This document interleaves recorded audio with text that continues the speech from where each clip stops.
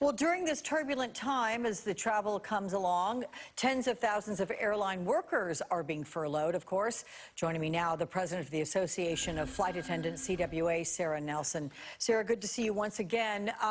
Right now, as you know, we're waiting for the House to pass a relief package, and you tweeted today that this is not stimulus, it's emergency relief. We are still in the middle of a raging pandemic. We have to get a true stimulus recovery in place next year.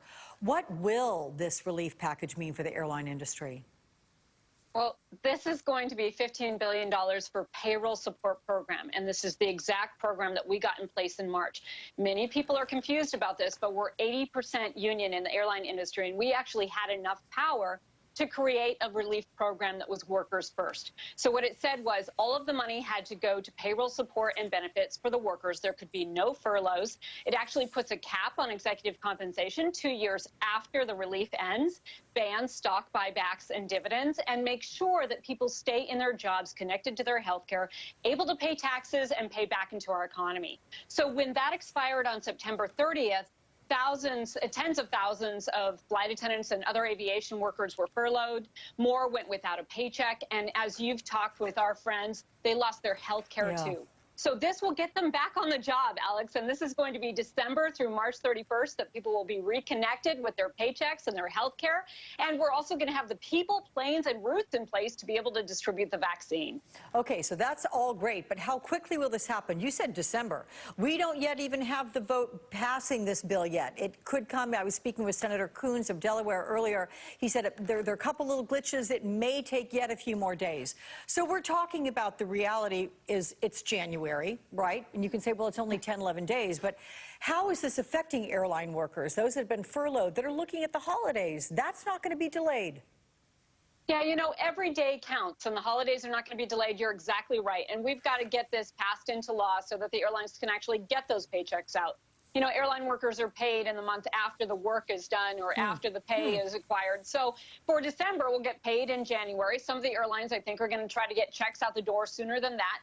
But every day counts here. If Congress gets this in place by tonight, there are some airlines that can get people their checks by Christmas Eve. Oh, wow. So every single moment counts. And I'm calling on Congress right now to get it together and get this done today. Absolutely.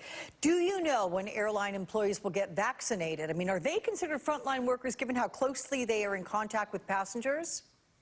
Well, let's face it, we're in contact with passengers, but we're also in contact with all the people that we interact with in the airport. We're on more flights than anyone because that's what we do. Right. We actually are serving everyone on the plane, so we're coming in contact with everyone. But think about the hotel van drivers who drive us to the hotel and the people we interact with at the hotel and where we need to go get something to eat. So we are more likely to spread the virus if we have it than almost anyone else. And that's one of the reasons that in addition to our health, we are saying that we need to be at the top of the list for getting this vaccine for public health considerations. Okay. We'll see if they take that to heart and put you guys in that place. What about the airline industry, the potential for making a vaccine, having had a vaccine, a requirement in order to travel in the future?